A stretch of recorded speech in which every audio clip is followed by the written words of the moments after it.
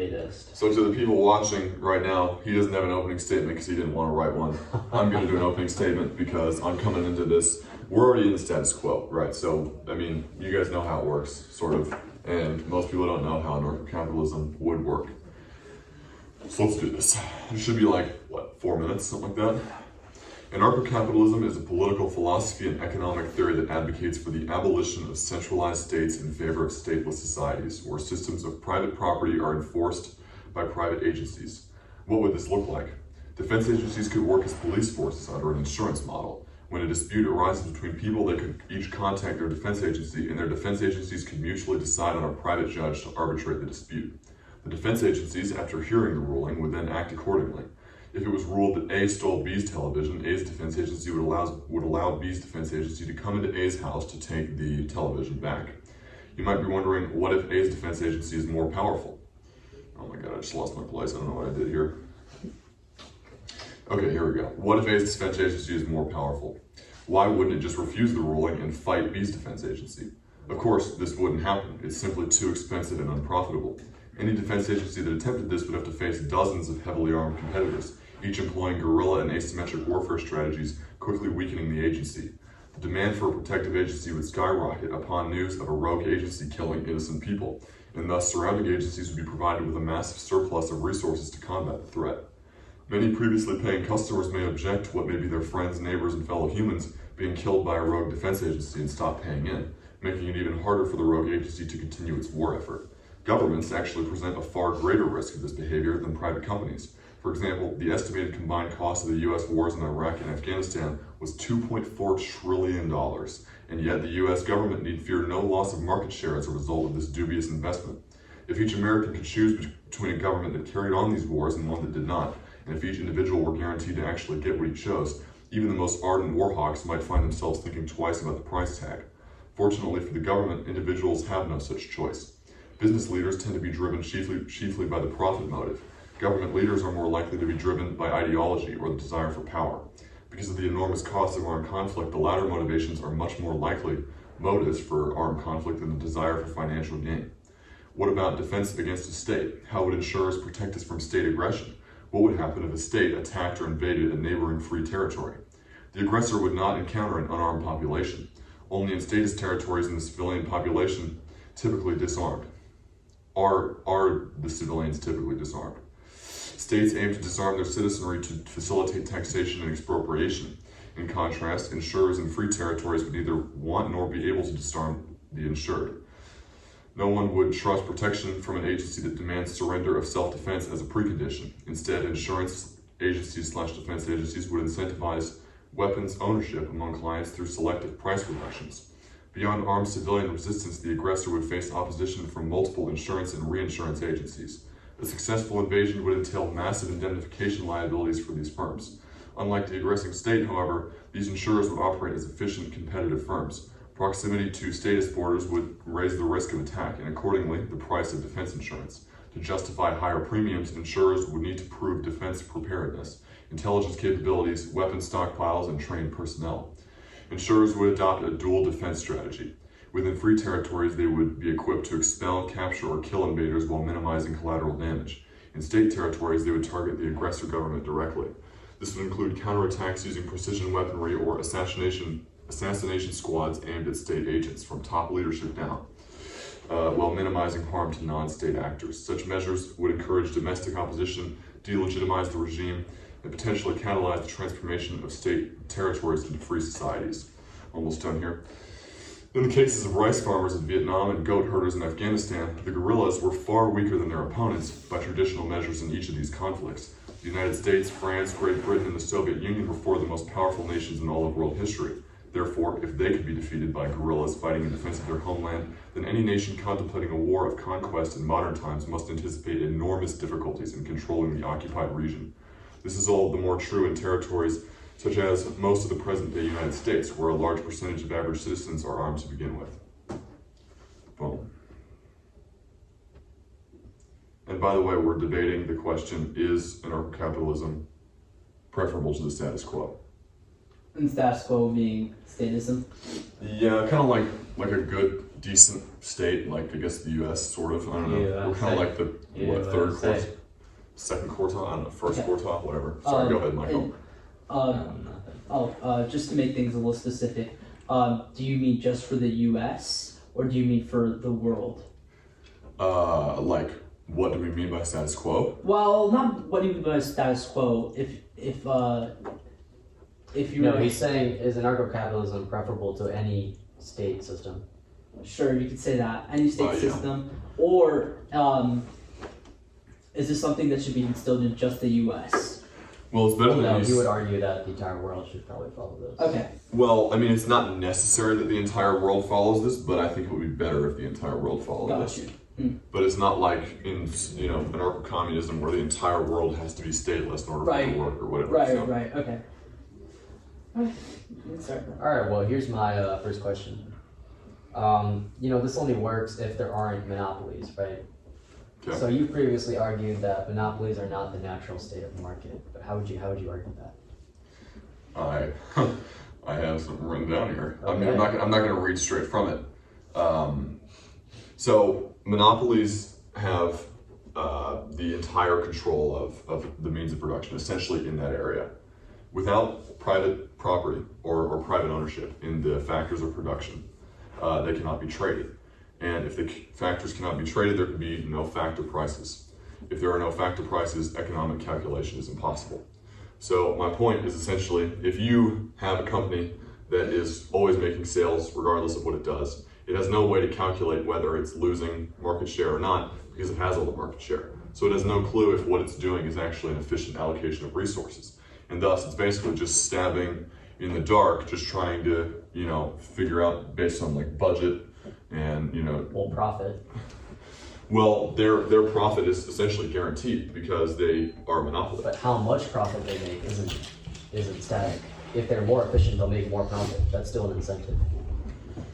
Well, the point that I'm making here is like if you have two companies and one has more efficient methods, it's going to produce things at a cheaper price. It's going to outcompete its competitor. If there's no competitor, people are going to keep buying from you whether you make a good business move or a bad business move. It's like Windows, for example. Like, it's not a great OS, but people use it because it's like the most compatible. It's like it doesn't have a monopoly, but it's and we see that it's probably It's one just of the the worst status ones. quo, yeah. Right. Okay, well, what about this? There's such a thing as an economy of scale, right? How is it possible for a smaller company to compete, especially in more advanced industries? So, even in large industries like this, the economic calculation problem applies. And so you're going to get a continuous downgrading of efficiency in that service or product until another company can compete. How do you explain TSMC? TSMC has a monopoly on the lowest nanometer chips, and plenty of other countries would like to compete against that, but they just can't. So essentially, TSMC has a monopoly right now on those chips. Well, a lot of monopolies on like chips and stuff like that rely on, patenting and stuff like that. Like a lot of intellectual property. comes Not from really. patent. They just keep it secret. Yeah. know more about how to make them. Yeah.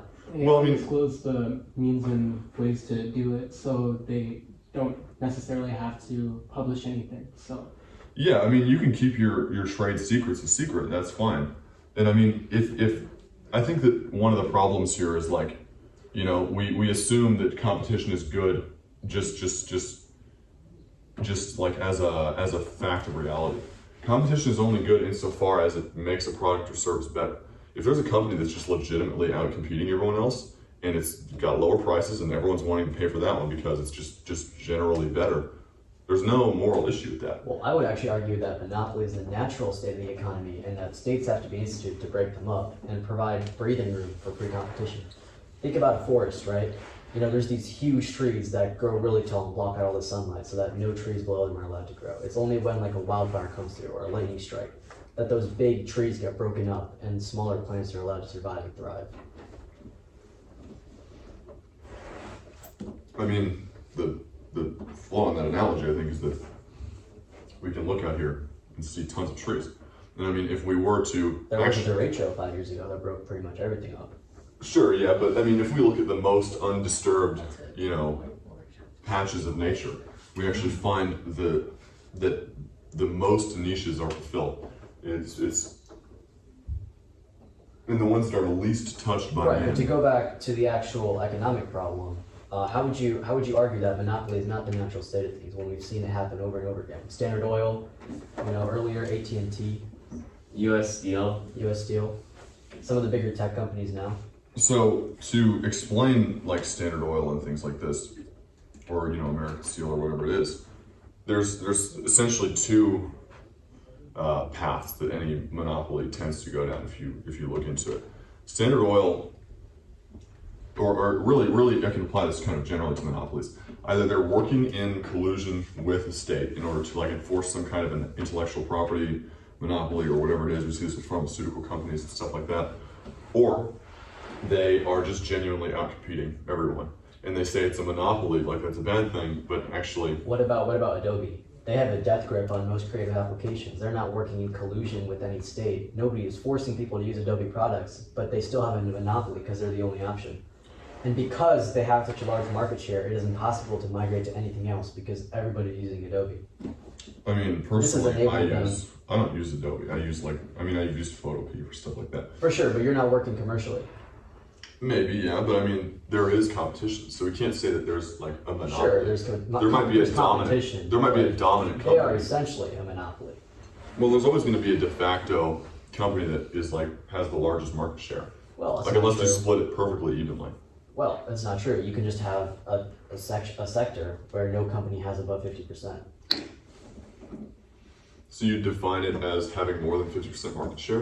Well, that's not how I define a monopoly, but I'm just saying it doesn't have to be that way. I don't think that any sector has to have evenly distributed shares between 5 or 6 different companies, but I don't think any sector should have a company that has 60, 70, 80% market share, unless it's a very niche and new field that company has actually created. And even then, I would expect that share to decrease as the field matures and more companies enter that space. Well, basically the point that I make on monopolies is that, like, there's economies of scale, you're right, but there's also diseconomies of scale.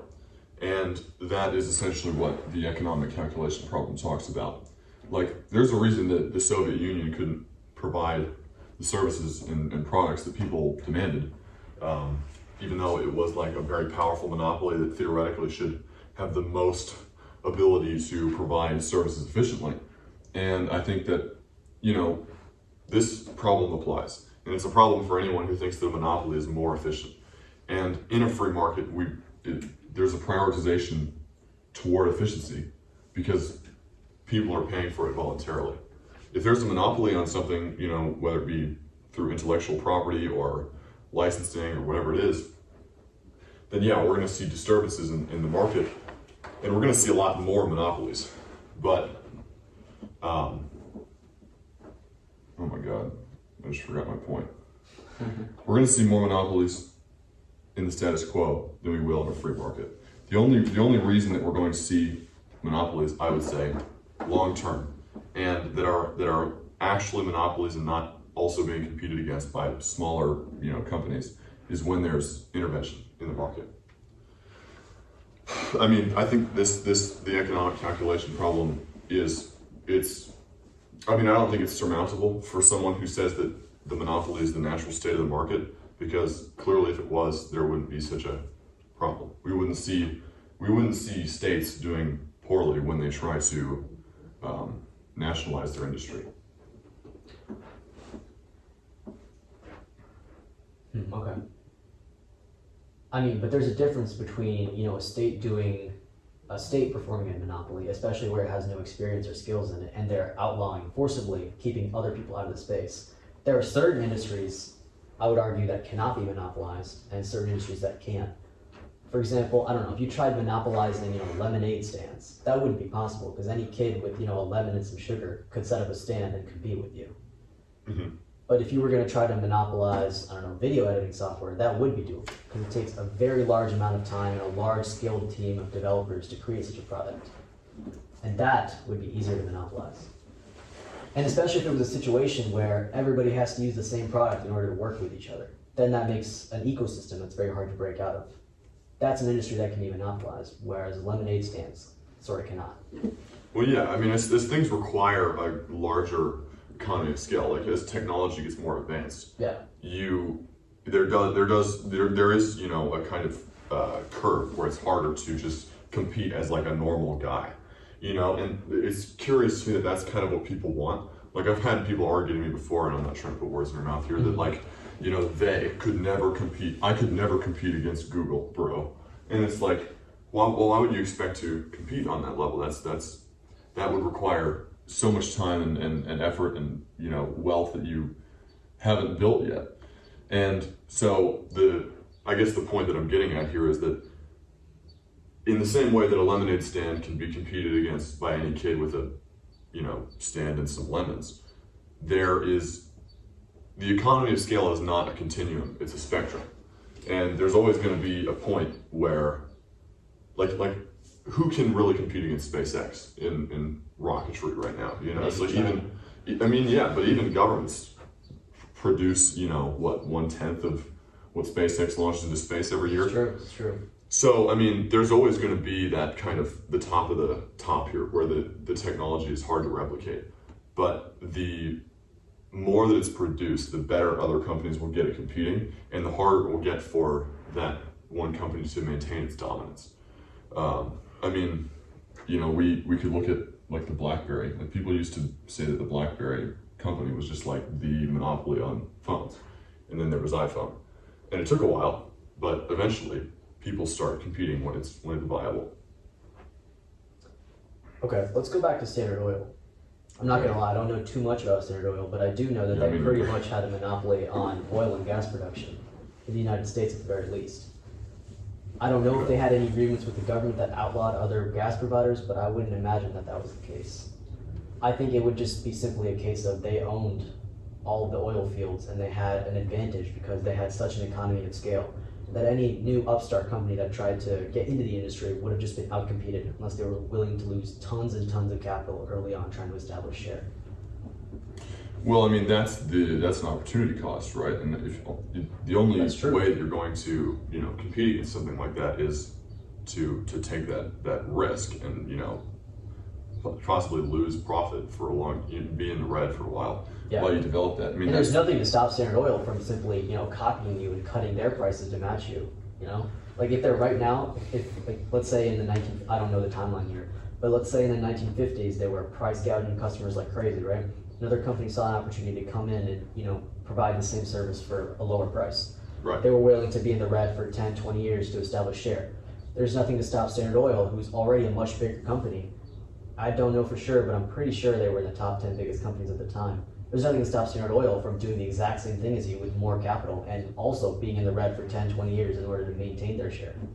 Okay, so let's say you have your stockpile of oil as your smaller oil company, and this larger Standard Oil is price gouging, and you decide that you're going to compete at a lower price than them. And so you start selling it at, you know, really you don't even need to sell it at a low price, because if they're putting their prices way up here, all you need to do is sell it at whatever's profitable for you, and people will still choose you. They start to lower their prices now in order to outcompete you. But here's the thing, Standard Oil has a lower price they can sell at and still be profitable than you. If they can sell it, yeah, well, that's great. Maybe they will. And let's say that, you know, I close up shop for a second. And I'm just like, I have my oil stockpile, but I'm not going to sell it right now because I can't compete. If he starts to raise his prices again, I can come in when he's, you know, comfortable, when he's confident, and then steal a bunch of his customers away, make profit. But that's not how it would go down, because think about it. Before you're even entering the market, this is the kind of thought process you're going through, right? You're like, I can't compete on price because they can still outcompete me on price. I can't even be willing to take a loss for 10, 20 years because they can do the same thing. So you wouldn't even enter the industry. Why would you need to take a loss? If their prices are so high that you can compete profitably, even at a higher price than they could compete at, then you could just do that. Just lower their prices. Yeah, but you'd still have that time to take their customers while they're up there, and then when they lower, it'd be pretty easy to switch very quickly, and it wouldn't be like you wouldn't have like a nationwide network of petrol pumps or whatever. You just maybe start in one or two places at a time. They could even just lower prices around you. Well, yeah, I mean, then you've got a giant coordination problem there, because you've got, you know, whoever's in the local area competing with you whenever you raise your prices, and you have to coordinate all of your oil prices to effectively gouge. And it's like, then people will see that your prices are It's different in doable. one area than another. It's doable. It's possible, yeah, but if you're constantly I mean, like, that's what they do right now. I mean, prices are higher in California than they are here. well, yeah, I mean that's just the cost of living. But my point is that if you are constantly having to lower your prices and raise them up, and then there's people that compete with you, like if you have to do that rapidly, and they just open up shop every time, they open it up every other But I'm day. saying there it's like wouldn't be competitors in the first place, okay? Because maybe it would be good for the consumer if there were other competitors, but it wouldn't be profitable for those competitors. How are they stop the competitors? Well, they just lower their prices below their competitors' prices to stop any customers from going to the competitor. There's 5 minutes for you guys to talk about monopolies. Gotcha. Well, I just think the problem is that if a company is raising its price, it's making its product worse. It's just on purpose making its product worse. It's not making its product worse, it's just making it more expensive. Well, when it comes to the subjective like valuation of it, like people aren't going to want to pay as much as what I mean, because I get what you mean. It's the quality of the product is the same, like object-wise, but there's always going to be a massive incentive if the price is super high to compete at a level that's profitable and steal some customers away. Let's say that you only do this on like But that's Tuesdays only and possible if you Thursdays. can actually steal those customers away. If you're only like setting up shop in like one place at one time, it's going to be very easy for that company to. You might steal maybe 2 or 3 customers, but you're not going to make a profit on that. What if the customers, like, what if the Standard Oil forced the customers to sign a exclusivity contract for 20 years, saying that they'd only Also buy true. from Standard Oil? You could do that. I mean, it's like imagine going into Walmart and they're like, "Hey man, sign this contract, and you only get to shop at Walmart for the next 5 years." Would you sign that contract? Well, if Walmart's the only store in town, I'd have Standard to. Oil. I mean, Standard Oil was the monopoly. Because there's no state to ensure I have choices. Even if it's like you get cheaper prices by agreeing to sign this exclusivity contract, I bet most people would do it, especially if they were the only game in town. I mean, it seems like it just feels like I would just go to the other company on Tuesdays and Thursdays. But you can, there's a contract. Well, no, I'm saying like before I've signed this contract, because we can't assume that I've signed this contract. Like there's a contract presented But possibly. can we agree that most consumers would sign this contract if there was a 10-year period where Standard Oil was the only game in town? If for 10 years Standard Yes. Oil was the only game in Yes, town, as I it could was. I mean, well, what we're forgetting here is that there also might have been some intervention by the state. I wish I knew the Standard Oil example better, but like from what I heard, and this might have been American Steel, I'm not sure which one it was, but I know that there were some. I know there was like some cooperation with the state there that would like stop other companies from competing. I mean, it's hard to analyze, right? Because we're looking at the status quo where our government is involved. And But I think we can agree on one thing. We can agree that monopolies in general are bad, right? yeah, And that'd be preferable to break them up. well, it depends. Like, I don't think that you need to break them up. I think that your price gouging example is just. Maybe you don't need to break them up. But do you think that the breaking up of these monopolies, even if their existence is only caused by the state itself, do you think that breaking them up is still a good act? Well, I think it's like people are like, well, if you break a window, then the person that lives in that house is going to have to like hire someone to replace their window, and then that person that just made some profit on repairing that window is going to go out and spend it on a haircut and going to go to the bar, and they're going to spend it in all these places, and now we're going to have economic growth because of it. People discount that if we just not broken the window in the first place, then the homeowner would have used that money to go and get a haircut and go to the bar and whatever it is. So it's like breaking it up is just breaking up a company arbitrarily because it just seems to be too big. Generally, I think it's post hoc rationalization, and it's just. But would you support that? Well, no, I think it would be like breaking the window. I think it would be like you're separating a company No, the window's already arbitrarily, and now broken. they all have The to window's adapt already to broken. this. In your analogy, because in No, the status quo, the you're saying breaking window up was is the already- breaking of the window. Oh, you're saying that's the breaking of the window. Yeah, I would say that if a company's operating efficiently, Wouldn't just breaking up the company be fixing the window? no, I don't think so. I think that if a company's it's either that a company is competing efficiently and it's a dominant firm in the area, or it's not competing efficiently, at which point there's probably competition. I mean, the chance that there isn't competition after a company doing terribly for a while, I mean, like we have to. Well, we they're could not look at- doing terribly. They're making huge profits. I mean, if they're price gouging, they're probably not making. I mean, I don't know. I mean, they're probably not making huge profits considering that there's a competitor. It seems like it would be. Oh shoot, I don't know. What's our final thing here? We could do like a concluding statement too. Okay. Okay, I'll give you guys one more minute if you guys want to go just wrap up a few thoughts. Just 1 minute. I'll go first. I think ultimately our discussion hasn't really changed my mind on anything yet. I still think that monopolies are sort of the natural state of the market when it's left to itself, and that states are necessary in order to break up these monopolies and ensure that competition can still occur. Okay. Well, I think that as long as no one solved the economic calculation problem, monopolies are always going to be in a constant state of groping at business ventures that they can't predict they can't even tell whether it's helping them or not because they're not losing their customer base. And so at this point, it's always going to bias toward the ineffectiveness of the company until there's an ability of competing firms to kind of work against it, compete with it. I want the economic calculation problem only applied to vertical monopolies, not horizontal monopolies. I mean, if you don't have the ability to compare like the sort of profit loss of I feel like you business still- Well, ventures- you know how much you spend and you know how much you bring All in right, revenue. that's a minute. I'll give you guys another 30 seconds to a minute just to kind of think, because we're switching topics here. Yeah, do we want to do what's the next claim that you want to do? Well, What's the next claim? Well, you can think Next about it. topic, I think, you have, should be drugs. you have like a minute to think about FDA. what you want to say. Well, so your claims are states can accomplish more than individual efforts of the people that make it up. States are inevitable. I think that's a strong one, but Let's go for states are inevitable. Do you want to start now? states even the playing field. States can prevent unproductive accumulation of capital. It's kind of what you said saying before with monopolies. Yeah. There isn't a moral difference between voluntarily paid subscription and a covenant community and taxation. Do you want some time to think about it, or do you want to start right now? For either of you. So we're doing.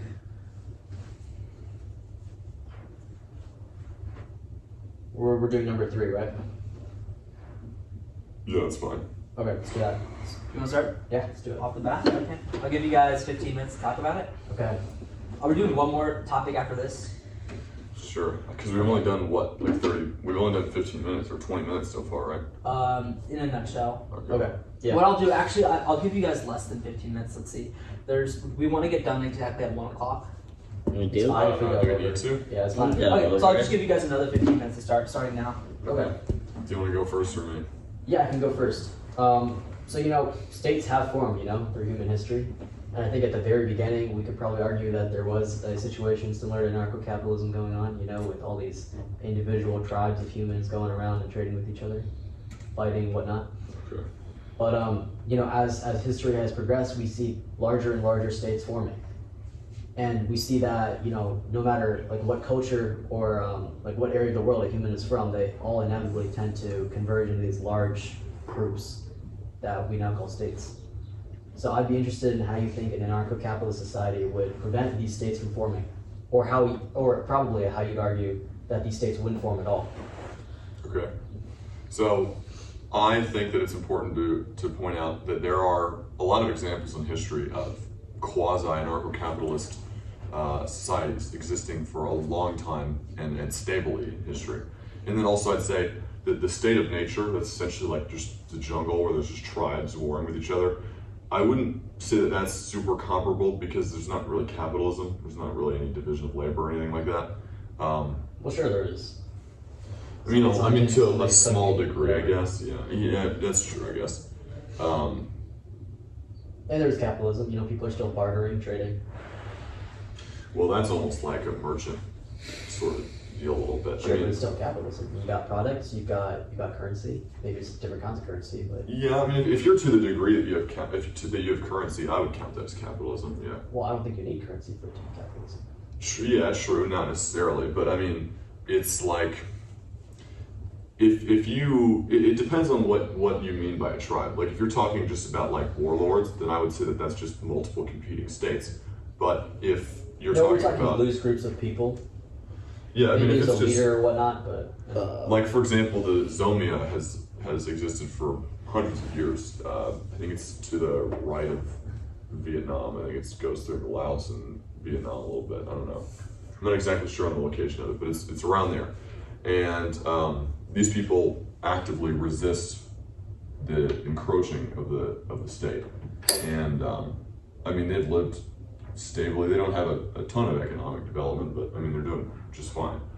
And I mean, if it was true that a state was inevitable, what is their social structure? I think it honestly might be kind of like a nomadic. Like they live in the mountains. It'd be hard for me to But describe. surely they have like leaders amongst themselves. I think it's honestly like groups of families. So I mean, I would imagine there's probably The some father is probably a leader in that case. something like that. Yeah. like Well- Native Americans. I mean, I'm not exactly. I honestly, that's an example I just brought up to show that there's probably a place where you could count like basically a state of nature as anarchy. I mean, you could even call each family unit a state. Yeah, but it stretches the definition because what I would call a state a monopoly on force. And if you're not at the scale where there's even like a possibility of Parents have the monopoly on force over their children. Well, yeah, I mean, I guess technically, I don't know. I mean, I think there's something to the scale of it as well. Like, Sure. if you just have I mean, it is ridiculous to call a family a country. it's like saying that in a room of a few people, the strongest guy is the government. Like, that just seems like, I mean, like you could do it if you wanted to, but it just doesn't seem like, Sure. Like so the that- leader. Yeah, I mean, yeah, I don't know. Examples of, so I'd like to get into these examples here of anarcho-capitalism. So the Republic of Castile, Acadia, Anglo-Saxon England, the American Old West, Gaelic Ireland, as well as merchant law, admiralty law, early common law, and Somalia. No element of these examples that is usually attacked in a modern context didn't exist and functioned very effectively then. Private judges, private defense are the kind of examples there. And these societies, I did the math, lasted for a mean of 400 years. So that's almost twice as long as the US has existed. So in every case, any actual problem that you levy against anarcho-capitalism applies more to the status quo than to it. And I mean, there's really nothing, if it were the case that states were inevitable, we'd never have seen these. Sure, but examples. surely there must have been some other source of authority within those areas. You know, even in the Old West, there would have been gang lords. There still would have been provincial judges and sheriffs or whatnot. I don't know too much about that place, to be honest. But and in Anglo-Saxon England, there's always the authority of the church. The difference is though that because that comes down to just because something is an authority doesn't mean that it's a state. Basically most of these societies operated where you would, if you had a dispute with someone, you'd go to some private third party that you both agreed on. They would settle the dispute, and then most of the time, a lot of the time. Sure, but let's take the case of Anglo-Saxon England, okay? Okay. Let's say for some reason you weren't a Christian. You wouldn't go to a church to go be judged like everybody else would, right? But there would be no choice but for you to go to that church. Because I was the only arbitrator. I mean, so I'm not going to claim here that these are perfect. I'm just saying that in these cases, it's a decentralized version of law. And I mean, so I don't know. We'd have to fact check that honestly. The Anglo-Saxon is a. I'll check it. Did Anglo-Saxon churches could you decide on which church arbitrated your dispute? I don't know. I wouldn't know. I don't even know if it's only churches, but I would imagine that's what it is. But what's the question to the exact? How were disputes arbitrated in Anglo-Saxon England? How were disputes arbitrated in Anglo-Saxon England? How were disputes arbitrated in Anglo-Saxon England?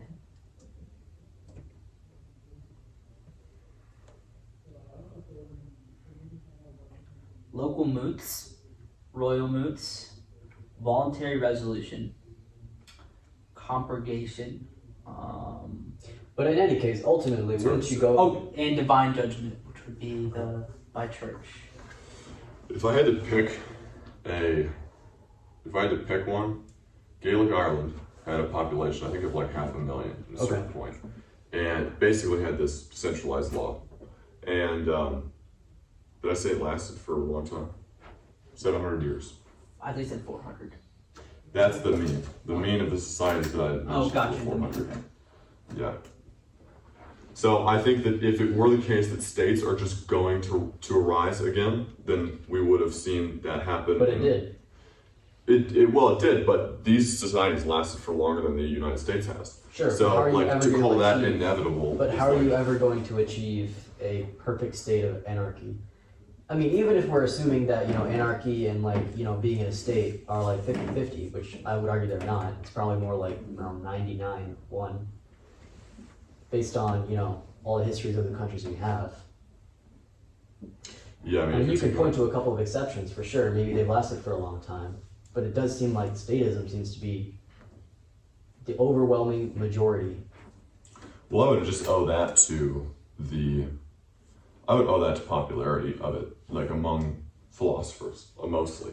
Sure, Like you can attribute it to whatever you want, but wouldn't you still argue that that would be the natural state if it's the most common? I wouldn't argue it's the natural state. I would just say it's the state brought about by the philosophy of the day. No, because it arises independently in many different places. Well, my point is that Grows independently. well, I'm saying that philosophy is what's the word? That philosophy is persuasive. It's widespread. Sure. And it arises in something like God. Okay, but to There's use the an analogy idea of the that- free market, the idea wouldn't be popular if it wasn't effective for some purpose. Yeah. So what's your point there? I'm just saying that, you can argue that the idea is popular, right? You're arguing that it's popular, but that just reinforces my point that states would come to arise again. Well, I would counter that actually free markets are not that popular. I mean, how many areas in the world can we point to as a genuinely free market? Like Very there's generally a few lot of I don't think you could point to anywhere as an example of the perfect free market. yeah, and I mean, other than probably these examples, I would say would be pretty darn close. But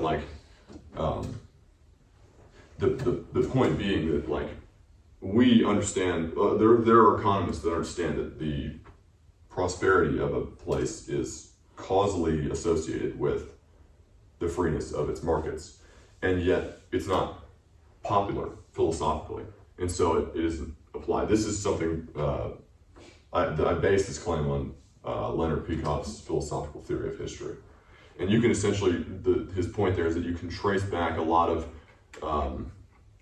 political outcomes to the philosophy of that time, 5 minutes.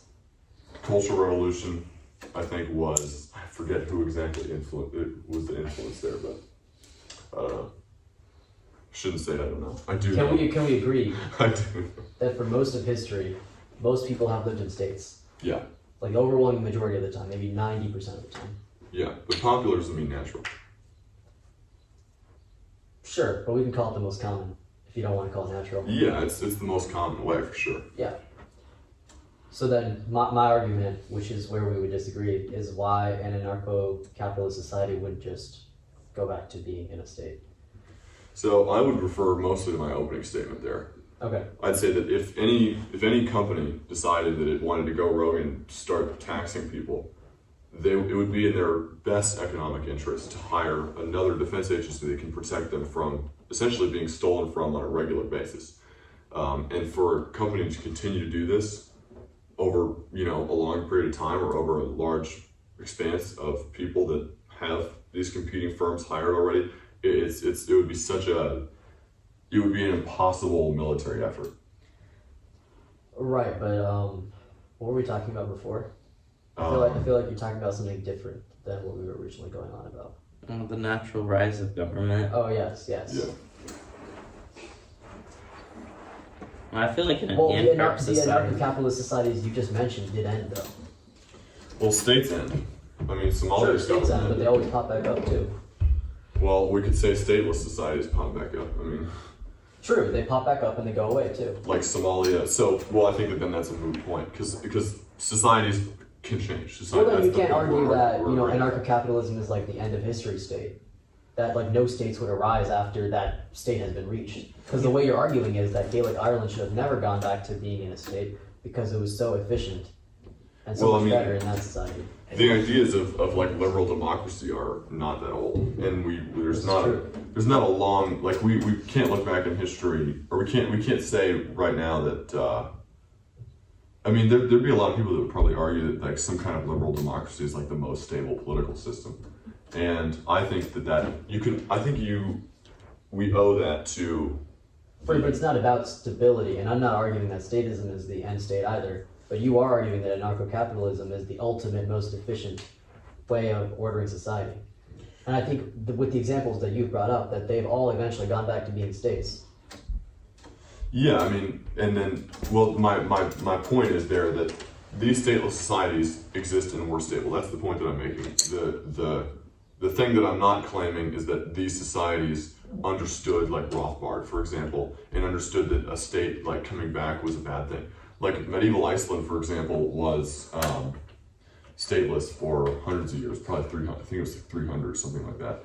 And when I think there was some other sort of government that came in, they like welcomed it. I mean, they didn't understand that what they had was fun, was working. And so that goes back to my philosophical theory of history. I think that until like 10% of a population understands the kind of theory of like most people understand the theory of liberal democracy today, we won't see a society persist. But I think once we do, if people, I think it'll be easy to see the prosperity of it once it is achieved, and especially when we have this, the ability that we do to kind of like record data and stuff like that. I mean, for example, Somalia went through a stateless period in 1991 to 2006, and Done pretty terribly, if I can say that. well, I mean, it did terribly after 2006 when sort of a state started to reemerge. But during the time I that would it argue was still doesn't stateless, really have a state still. I mean, it's a bit of a warlordism sort of deal too. Yeah, I agree. But its GDP quadrupled during the 15-year period that it was stateless, and I mean, From robbing other people for the most part. I would have to fact check that. Can we fact check that? What year was it? I think that sounds about right, actually. Yeah, Which Somalian year? pilot. Which year? There were funded yeah. by I mean, there were more pirates for venture sure. That capitalists. Venture capitalists. Yeah, we'll call it that. which year? venture. Well, I mean, like, of course, they don't have the same like, what's the word, naval defense like infrastructure that a more developed area would. But you can't. I mean, I don't think that you could. I don't think there's good evidence for that piracy was the main contributor to the increase in the GDP. We can fact check it. I mean, even if Fact you, check that. Okay, Yeah, I let me guess. go fact check it, and then I'll give you guys a minute to just wrap it up. 97 to 2000. I think the next point we should move on to is, I think point number 2. isn't Yeah. Oh, okay. I don't know. I want to just bring up a point. The way that you are describing anarcho-capitalism, remember, it kind of just sounds like it's like the state, except for all of the functions of the state are private companies instead of publicly run entities. Yeah, I mean that's basically what it is. But I guess I won't argue anything because it'd be cutting into the time. Pre-2006, correct? Is that what we're looking at? Pre-2000, so 1991 to 2006 was a pretty stateless period. How much are you? Oh, but you're saying the GDP grew during that time? Or- From during the stateless period, 19 what? 1991 to 2006. Okay. I There's a think great. the piracy was probably after that. I mean, I'm not sure what the time period was. My I imagine fact it checking was. says that Somalia's GDP did not actually quadruple because, and there's no real way to prove it because they didn't have a state to record all the economic data that would be needed to calculate this. Is this like an estimate, like the I quadruple? mean, we can look at by estimates too, but external, like financial. There's little data. there's ways you can estimate. You can look at how bright the lights are at night. So I have Look at it from space. Yeah. I have data.un.org here, and this is per capita GDP at current prices US dollars, and this is where there's a table here that shows Inflation? Is it adjusted for inflation? Well, it's against the U.S. dollar, so Okay. If it's Okay, real GDP, all right, it's so adjusted. it should be generally accounted During- for. It wouldn't be during during 1991, 2006, gave this the stateless, basically the stateless environment gave chances for warlords to start growing, becoming pirates. So it was a growing thing. You could argue that that did cause their economy to increase, and it was a more. You could argue, but do you have good evidence for it though? Well, you could also Because argue that's a that lot of it. That's a giant GDP. you can also increase. argue that Only on piracy. them going stateless led to all this pirating to occur, because that's kind of what it did. Warlords, basically the warlords and the criminal orgs, they be cooking up in this time, especially from 2001 to 2006.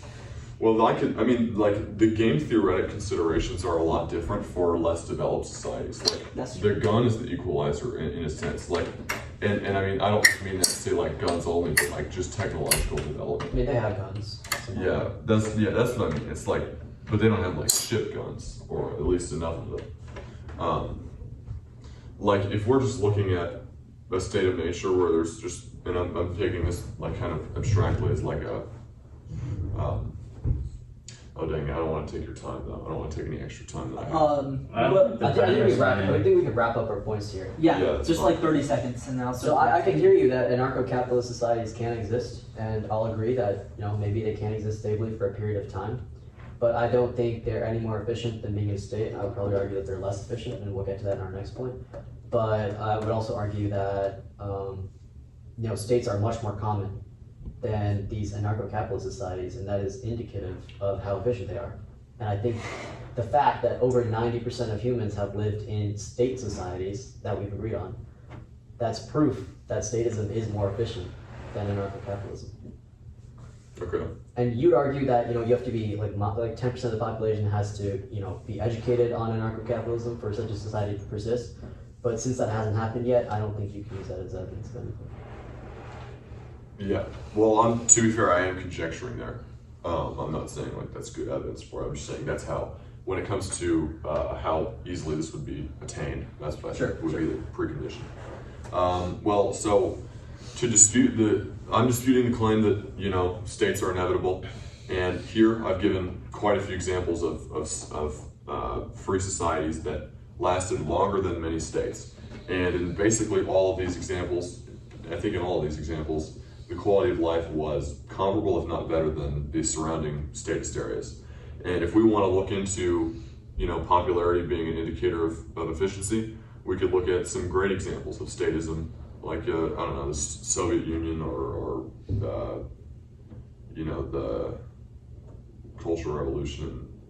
And we can look at those, and we will in our next point. Well, great. Alright, you guys want a minute?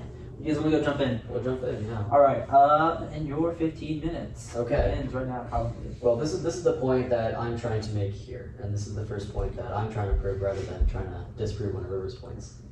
I would argue that states can accomplish more than anarcho-capitalist societies. And I think that having an authoritarian government done right can lead to material improvements in people's livelihoods that far outpaces the improvements that can be made through pure market capitalism. Varun, when you say It's a authoritarian government, Singaporean reference. are you referring? Is that like your way of like defending the status quo? No? Or just attacking anarcho-capitalism. I mean, it's Okay. kind of like, I mean, he's basically arguing for no ultimate authority, Okay. and I'm going the opposite direction. Complete opposite. Okay.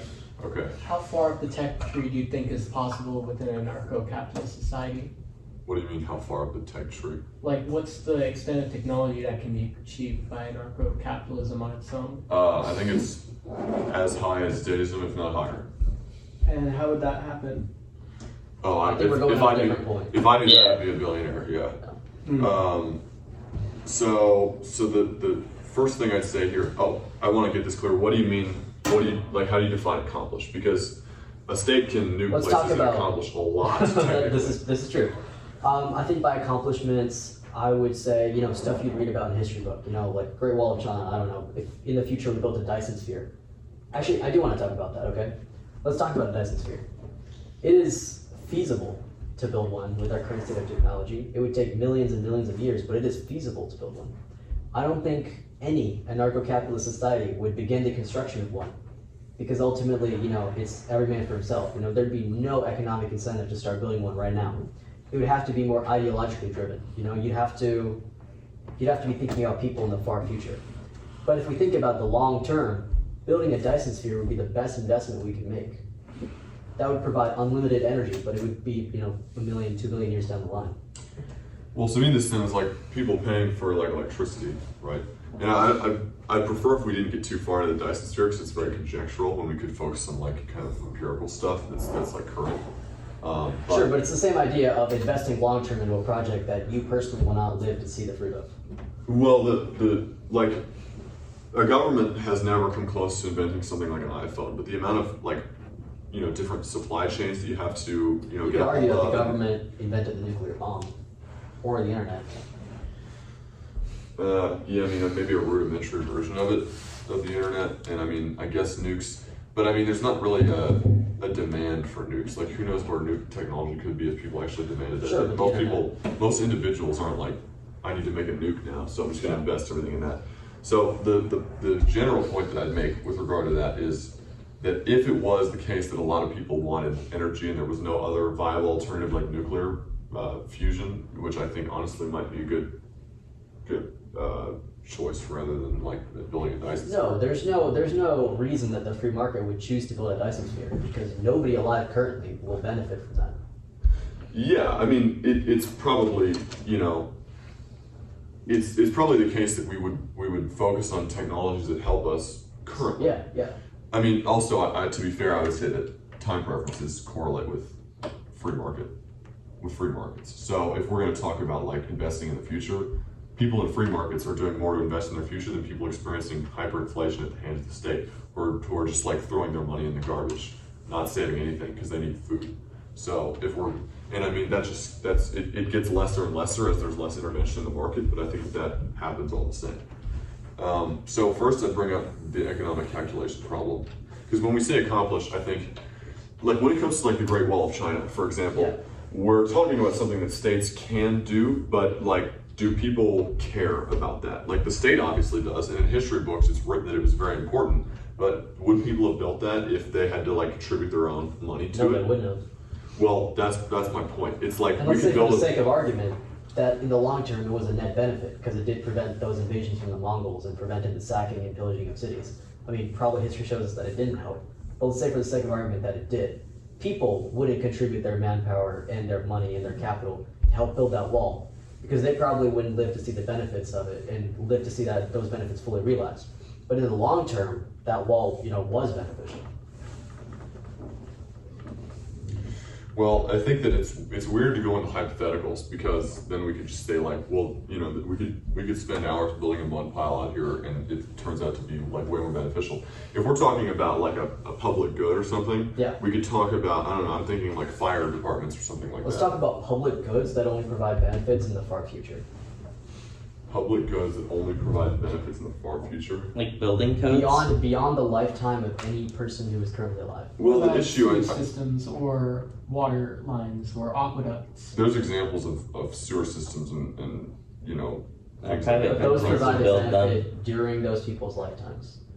Yeah, well, like the problem that I see with that is we don't know exactly what's going to, like, we don't have hindsight. Like, if we were to, there's a lot of people right now that would advocate for cutting our production, like planting a bunch of trees, because it would help the CO2 production or the oxygen production or whatever it is, and help climate change and whatever it is. And it's like the USB saved more trees than any other invention probably ever has. So there's just no way to look into the future and say, well, this would benefit us, but we don't have the motivation to do it. It's like the demand for innovation outpaces the need for like working on a solution now, I would say, in most cases. I think this is even a principle in like computer science. Like if you're working on a project that's like 4 years, needs to be done in 4 years, it's usually better, or if it's gonna like cost you compute, you should just wait like 2 years or 3 years before you start on it, because everything's gonna be way cheaper then. So Whoa. The need for innovation doesn't mean it's going to be all too good. Like, once we started making factories and making cars, isn't that what caused the whole problem with climate change in the first place? I mean, I would hesitate to call climate change a massive problem. I mean, I think What? I would say that there's a good chance that we're going to innovate our way out of it, like we do with most things. Well, technically, Why would private companies care to innovate out of it? Well, Okay, let's not go down that rabbit hole. Yeah, we go into a tragedy of the commons with that. No. I've had this conversation forever before. yeah, I guess it'd kind of be a separate point.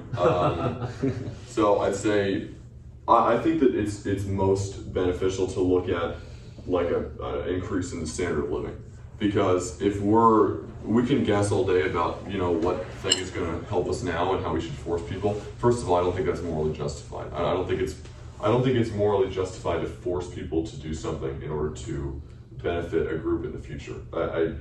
It's like, I don't know, and we could just do a reductio of this. Like, is it okay to like rape someone if it's going to mean that they won't get raped twice later? Like, that just doesn't.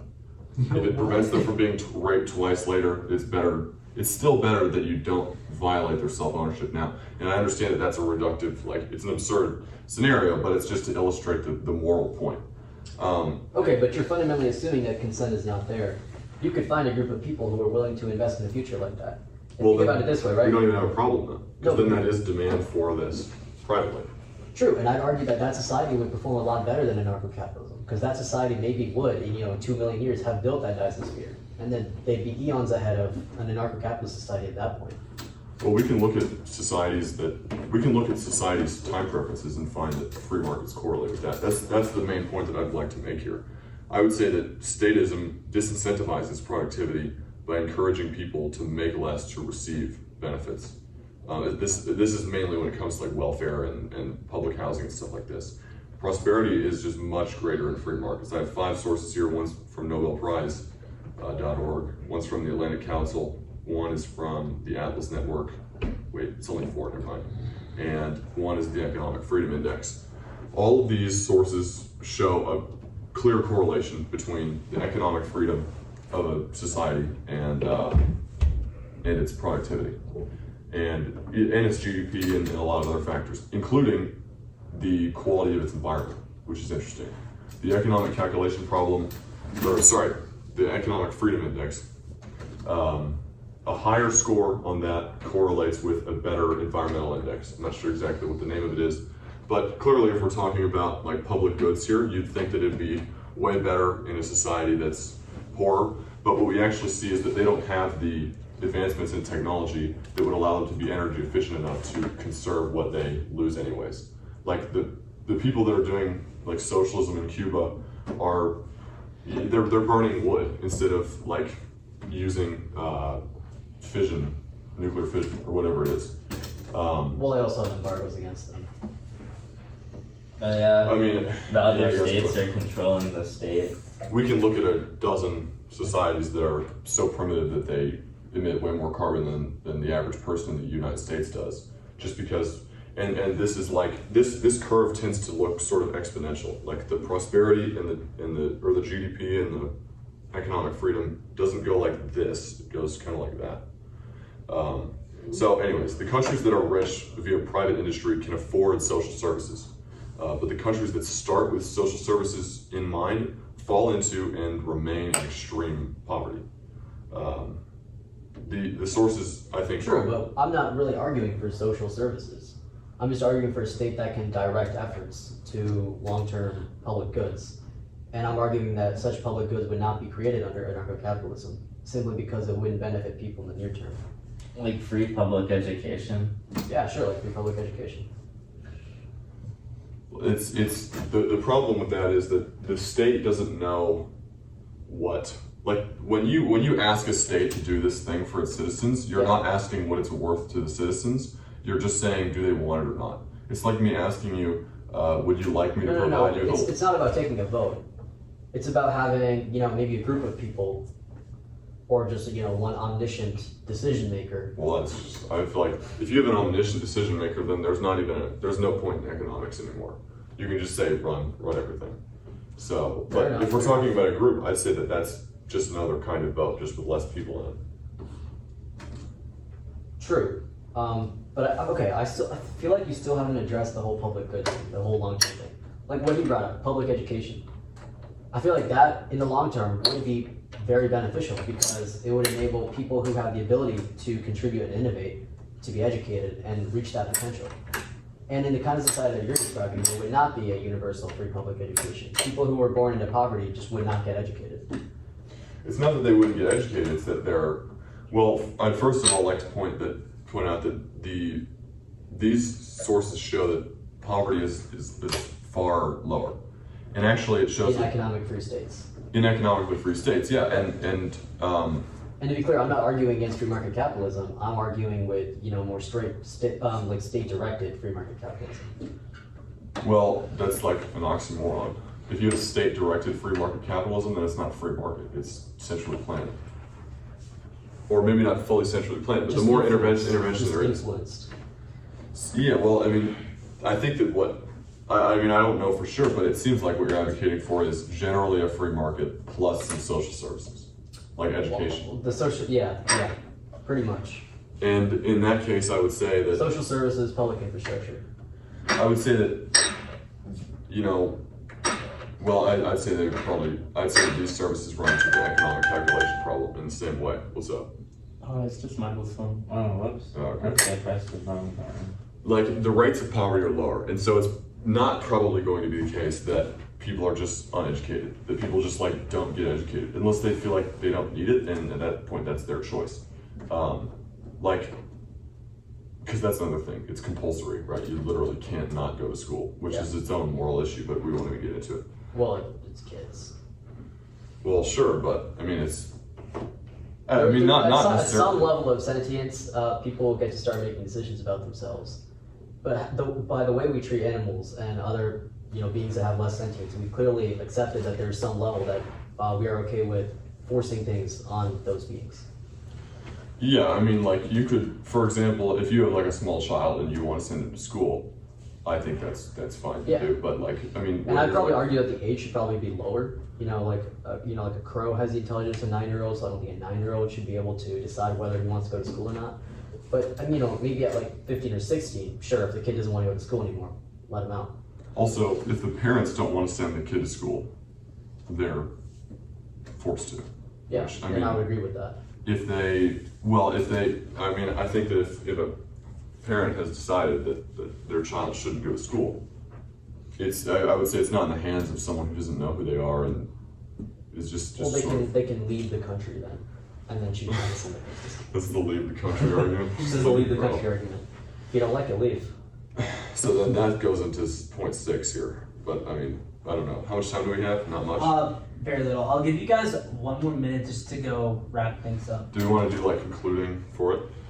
Okay, I saw one more thing though. Okay. So Make what's it your fair. argument? What's your argument against providing free public education? My argument is that it could be provided more efficiently and more cheaply. But there would be no profit incentive to do so. Yes, there would. What incentive would there be? You're actually investing in creating competition for yourself. That's like saying why would colleges ever compete? Why would you ever make a college? Because people are just going to compete against you if you educate them. They're selling us. The point is that you're creating profit you're generating profit by. But there is no creating good profit. Service. This is free public education. This would be a philanthropic. I'm not. Well, if you want to you can do private charity to benefit the impoverished people who. Sure, but it would not happen on a large enough scale for it to be worth it. The way I see it is there would be levels of education that there's not. It's not that everyone's going to get the same standard. And this is already the case. We can't say This that is true, yeah. Well, what about the poor kids? Are they going to get a worse education? It's poor kids already get a worse. And I would argue that they education. shouldn't. And in some countries, they don't get a worse education. I think it would be great if they got a great education that is similar to I think everybody rich should person, get. but it's not. I think they should all get the same education. But it's it not- should just be a meritocracy. It's not just. I would say it's not. I think that that's great. I think that every person, if every person got a great education for free or for the same price or whatever it was, that would be Very cool. And that would not happen under anarcho-capitalism because I don't rich think people that- would send their kids to better schools than poor people would. Yeah, it very well probably would not happen that way. Yeah. But the point that I would make is that just because even though it would be nice if that happened, it's not. It would you be the can't most justify. efficient way.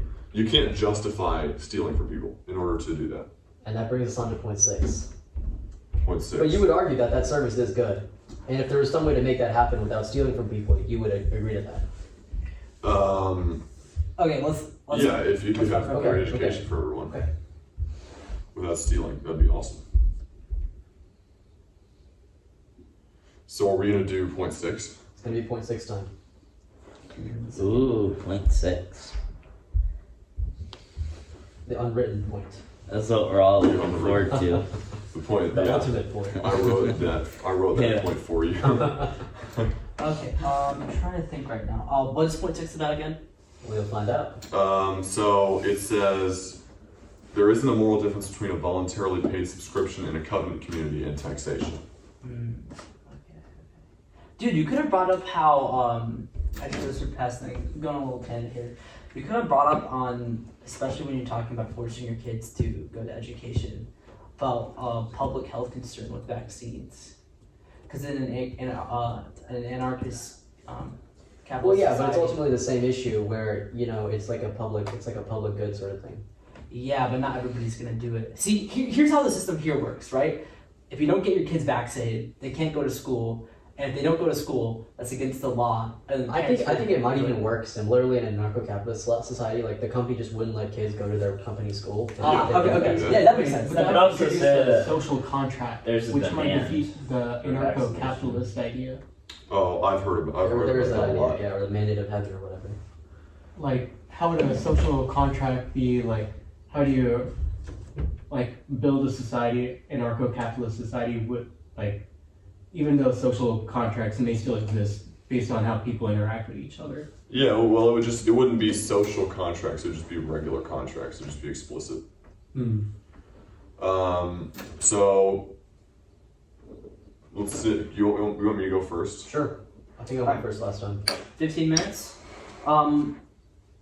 Is this gonna be our last statement? Yeah, I believe Yeah. so. Alright, let's start now.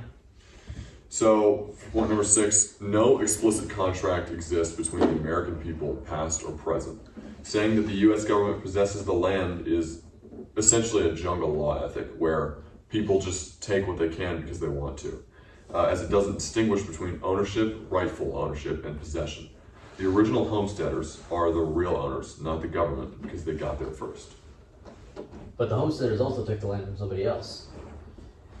Oh, I mean, yeah, if in the cases where it was stolen, like for example, Rothbard would say that all that land should be available for rehomesteading and it should be given back to the, if we can possibly trace the lineages back to the Native Well, American why would families. blood lineage give you more ownership than somebody else? That's stupid.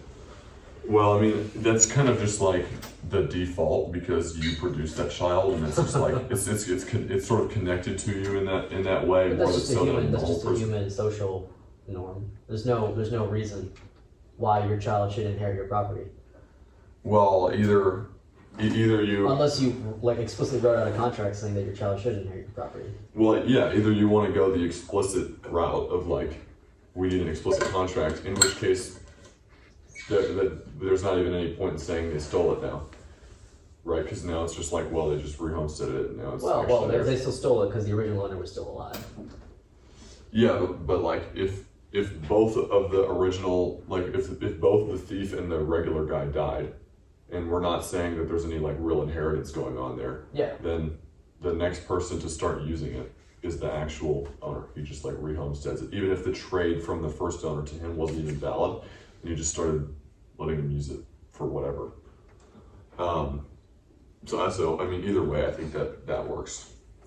Okay, you could for sure argue that the United States is on stolen land or whatever, but I would still argue that the United States does not own the land. It would be, you, the people, if you own a piece of property, sure, you own that piece of property, but you're still living under a certain contract that entitles you to follow a certain set of rules. What contract? The U.S. legal code. It's that's not it's a- right. It's basically the rights-based. Not I don't know if it's rights-based ethics, but there's a certain base ethics where you fall basically by being born here, you're automatically following it. Yeah, that's Well, what I would argue, and I would argue that, like even in a covenant, it'd be similar. Where if you're born there, you either choose to, agree to it when you turn 18 or whatever, or you can leave, or you don't even need to, explicitly agree to it. Just by living there, you're like it's like it's an implicit agreement, exactly. Like when you enter a theme park, have you seen the signs? Like by entering, you are agreeing to follow the rules and not sue us if you get hurt. Well, that's I would say a problem with current libertarianism is that they believe in the existence of implicit contracts. Like, for example, you might say that going into a restaurant, ordering food, and eating it is an implicit contract to pay for it. Like, you can't be like, well, I never signed a contract to eat here, and then just like walk out and not pay for it. Yeah. The difference is, if you don't sign that implicit contract, you're coming in without a contract, without any agreement, and eating their food. And so, the damages that you pay for basically stealing their food is that you pay for it, that you pay the restitution. So, an implicit contract is better phrased as there are still certain services that are being provided to you by being born on this land. You're going to get social security payments once you turn a certain age. You get to use the roads. There is free water. There is free public education. There isn't free water. Yeah, fair. Well, There is, public parks and whatnot. I don't know, I guess so. Well, I mean, that's kind of, yeah. Well, the issue with that, I think, is So how is that any different than being born in a restaurant? I guess. born in a restaurant. Wait, hold on. Well, first of all, I think that the idea that you can just be born into a contract is stupid. You can't just be born into a contract. Well, you're not That's born how it into the works. contract. You wouldn't be. By being born, you. I would imply argue that you being enter. not allowed to leave, or that like some sort of your bodily autonomy, or that your property is going to be taken away from you. I feel like that would be a violation. It would be viable, but only if the people that live there, like your parents, sign an explicit contract.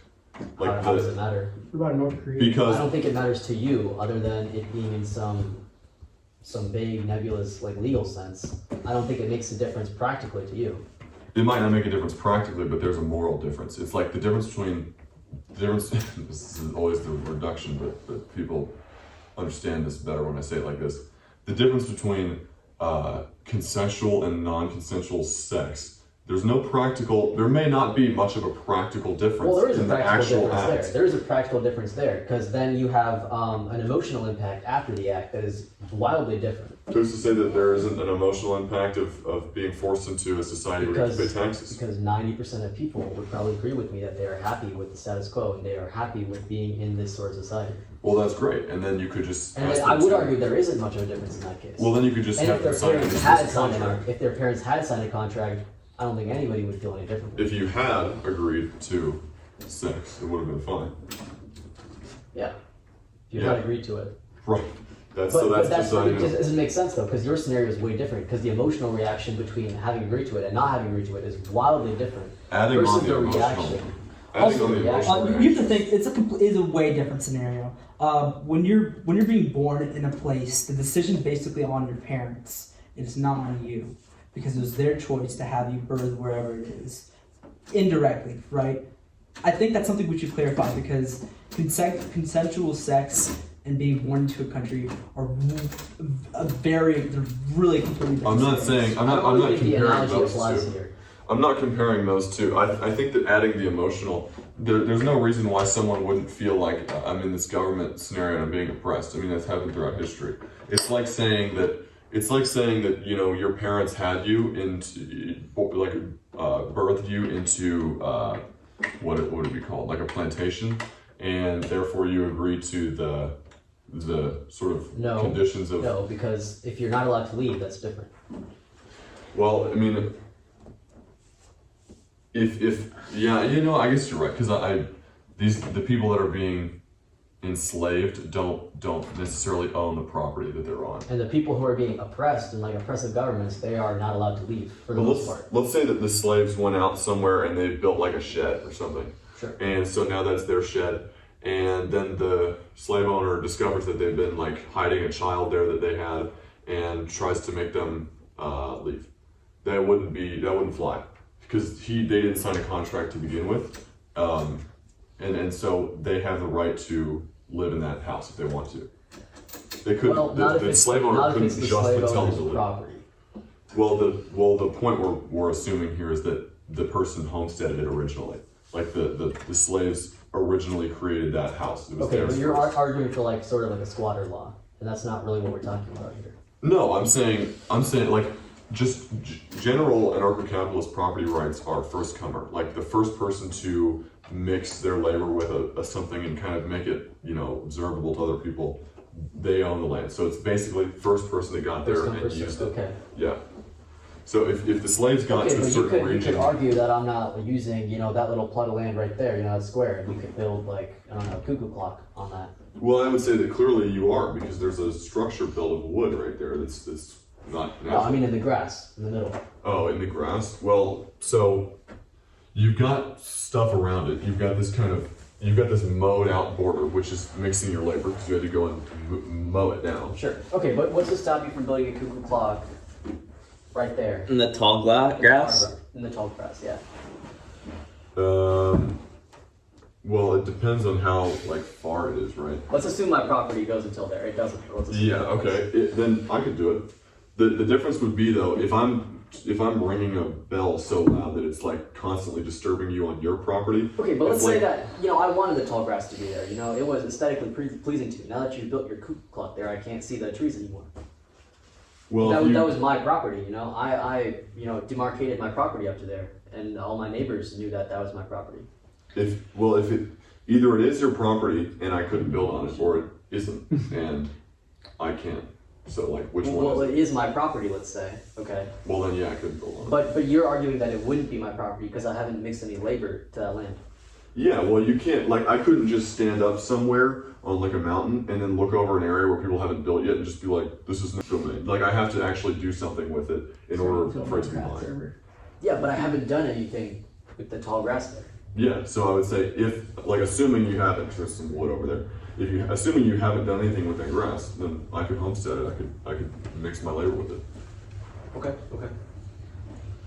But if I'm projecting sound waves toward you, then now that's disturbing something on your property. And if it gets to the point where it's really disturbing you, then you have a right to be like, hey man, you're disturbing over here. Can you stop? You know what I'm saying? So our point was originally that I was arguing there is no real difference Less than between 5 minutes. being in a government and being in a covenant where you are paying a tax Yeah, or paying a voluntary subscription. yeah. And you're arguing that taxation is theft, and I would argue that it's not because there is an implicit social contract. Yeah, well, I'd say implicit contracts don't exist. And let me tell you about this, okay? If Nassif, was to take a glass of water from my house, okay, I would not consider that theft because there is an implicit social contract here that we're friends and he can borrow a glass of water. Okay. In the same way, there is an implicit social contract between a government and its subjects. That there are services that the government's going to provide in return for taxation. Well, you might also say that And the only right I have in this relationship is to exit this relationship if I don't like it. I would say that what's happening there is that when Nassif takes the glass, you both have a mutual understanding, even if it's not explicit, that you won't seek restitution for what he's taking from you. So I would say that practically that kind of works out to be an implicit contract, but it's not the same as if you did want the glass back and you guys were friends, he couldn't be well, we had an implicit contract that we were friends, and so I'm allowed to take that from you. What's really happening there is that you're just not seeking the glass of water back or whatever he took. No, let's assume I did go back to his house and then take the glass back. I would say you'd be justified in doing that. Sure. And in the same way, the government gives and it also takes. And there is a social contract there that is implicit that most people are fine with. No, all that the government does is take. There's no resource that the government has legitimately homesteaded absent of something that it's stolen. Even if it actually goes out Sure, and builds Nassif didn't create that cup. He took that cup from me, but he's still giving it back. Actually, never mind, disregard that. Yeah, I don't know. I'm trying to figure out something right now. I'm not really sure what I was trying to go for there. Yeah. Well, I feel good about this point. I think that it's harder when it comes to. I think the government can provide services that you cannot as an individual. You cannot lay a water main on your own. You cannot. I can't do it. have- Yeah, well, that's like saying I can't create a microchip of my own. It's like that's division of labor.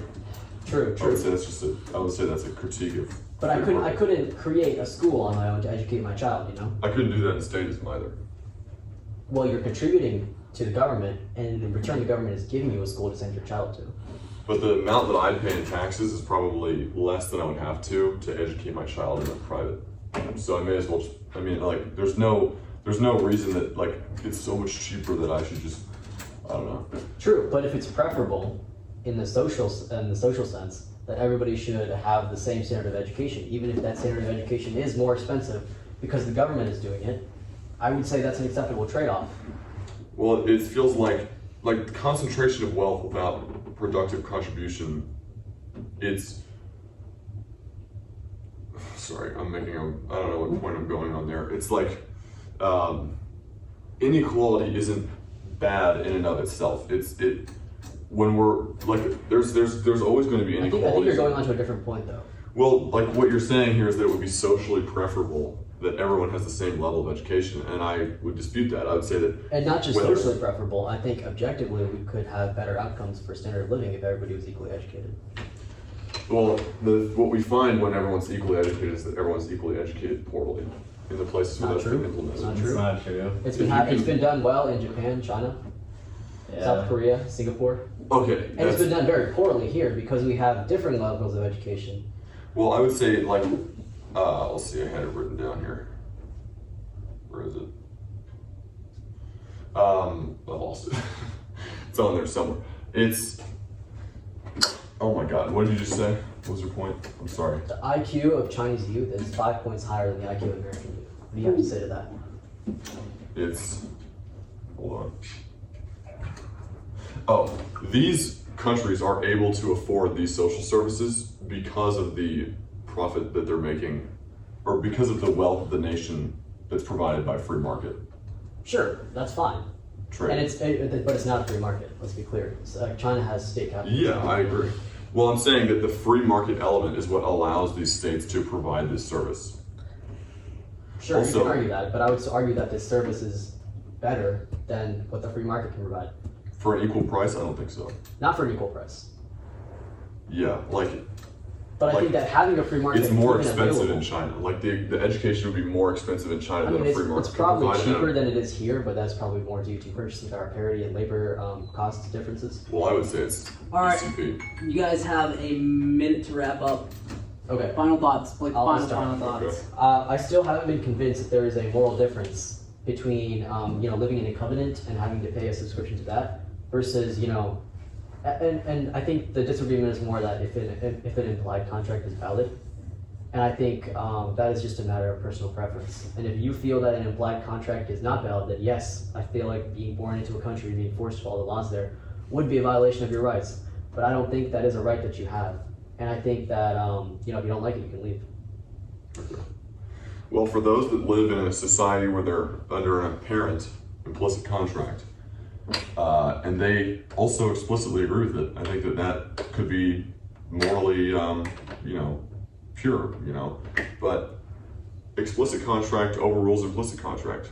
If someone has an implicit contract to have sex with me and they decide to take it back with an explicit declaration of their non-consent, it's not rightful of me to take their resources anyways. This is true. But assume that you're in the other person's house. Now they have the right to kick you out. Well, then that just goes back to did the government legitimately homestead, to which I would say it's very clear that it didn't. Well, it's back, to the, essentially it's back to the whole covenant argument. Even if it's your own property, by buying the property or developing the property, you still agree to the rules of the covenant. And we're It's just not- arguing it's not whether by- you have to agree to the rules of the covenant explicitly or implicitly. It's not by the creation of your house, it's by the signing of a contract. Right, but it still comes back down to implicit versus explicit contracts.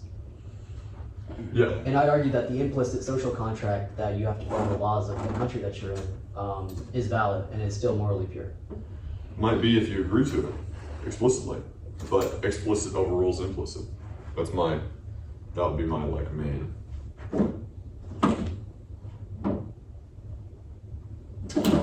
I think that's a good stopping point.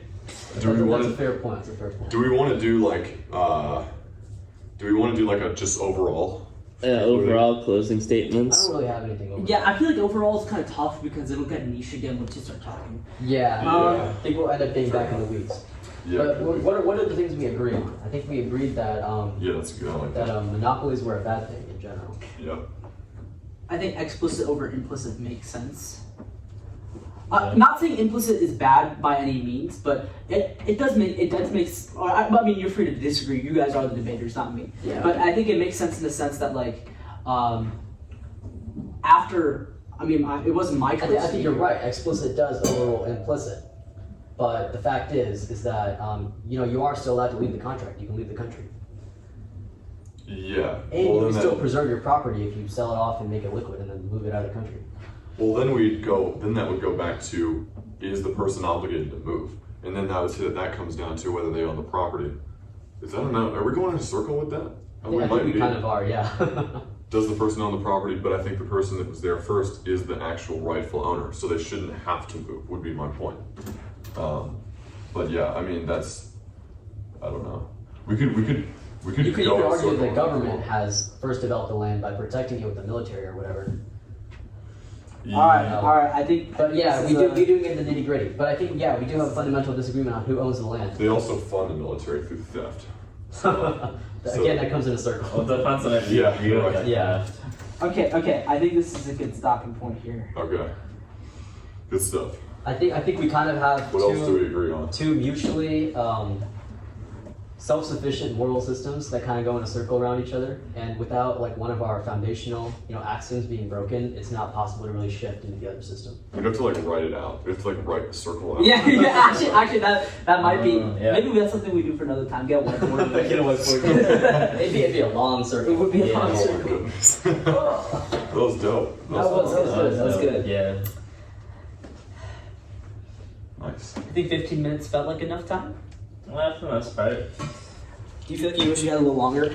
No, I think that was good. All right, we'll stop this now. Yeah. I think we also Bye. we had an equal. Yeah. See you guys.